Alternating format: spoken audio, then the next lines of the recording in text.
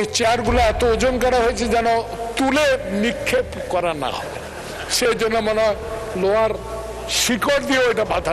সংসদ কক্ষের চেয়ারের খোলা পিনে কেটে যাচ্ছে এমপিদের হাত। নকশাগত ত্রুটি ও অতিরিক্ত ওজনের কারণে বসা যাচ্ছে না স্বস্তিতে। সংসদ অধিবেশন চলাকালীন পয়েন্ট অফ অর্ডারে দাঁড়িয়ে এমপিদের জন্য নির্ধারিত আসনের বেহাল দশা নিয়ে এই গুরুতর অভিযোগ তোলেন নোয়াখালী ২ আসনের সংসদ সদস্য জয়নুল আবেদিন ফারুক। সব হাত কেটে ফেলেছে, ধরা যায় না। দেখেন এই চেয়ারগুলো, এই যে সব পিনগুলো ওপেন, প্রত্যেক এমপির হাত কাটা যাচ্ছে। এগুলা নিয়ে একটু দেখার দরকার। তিনি জানান, সংসদ কক্ষের ৩০০টিরও বেশি চেয়ারের বর্তমান অবস্থা অত্যন্ত নাজুক। চেয়ারগুলোর পেছনের পিনগুলো খোলা থাকায় সেখানে হাত দিলেই কেটে যাচ্ছে। এমনকি অধিবেশনে যোগ দিতে এসে খোদ স্বরাষ্ট্রমন্ত্রী সালাউদ্দিন আহমেদও দুর্ঘটনার শিকার হয়েছেন বলে ফারুক সংসদকে অবহিত করেন। এই চেয়ারগুলো এত ওজন, একটু আগে মাননীয় স্বরাষ্ট্রমন্ত্রী যখন ঢুকলেন, দেখেন পিছনে পিন, দেখেন সব হাত কেটে ফেলেছে।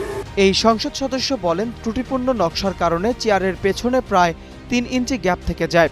দীর্ঘ ১৬ বছরের রাজনৈতিক নির্যাতনে অনেক এমপির কোমর, হাত বা পিঠে ব্যথা রয়েছে, যার কারণে এই চেয়ারগুলোতে বসা আরও কষ্টদায়ক। প্রবীণদের পাশাপাশি তরুণ এমপিরাও আরামদায়কভাবে বসতে পারছেন না। অবিলম্বে এই চেয়ারগুলোর গ্যাপ পূরণ এবং পিন মেরামতের জন্য তিনি স্পিকারের জরুরি হস্তক্ষেপ কামনা করেন। ধরা যায় না। দেখেন এই চেয়ারগুলো, এই যে সব পিনগুলো ওপেন, প্রত্যেক এমপির হাত কাটা যাচ্ছে। এগুলা নিয়ে একটু দেখার দরকার। চেয়ারগুলোর অতিরিক্ত ওজনের এক ঐতিহাসিক কারণ উল্লেখ করে প্রবীণ এই আইন প্রণেতা বলেন, ১৯৯১ সালের দিকে নকশা করার সময় এগুলোকে ইচ্ছে করেই অত্যন্ত ভারী করা হয়েছিল। মূল উদ্দেশ্য ছিল সংসদ কক্ষে কেউ যেন উত্তেজিত হয়ে চেয়ার তুলে প্রতিপক্ষের দিকে নিক্ষেপ না করতে পারে।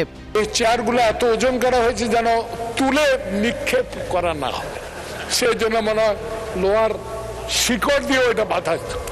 চেয়ার বিতর্কের পাশাপাশি সংসদে প্রবেশের সময় মাথা নোয়ানোর একটি পুরনো রেওয়াজ নিয়েও কথা বলেন জয়নাল আবেদিন।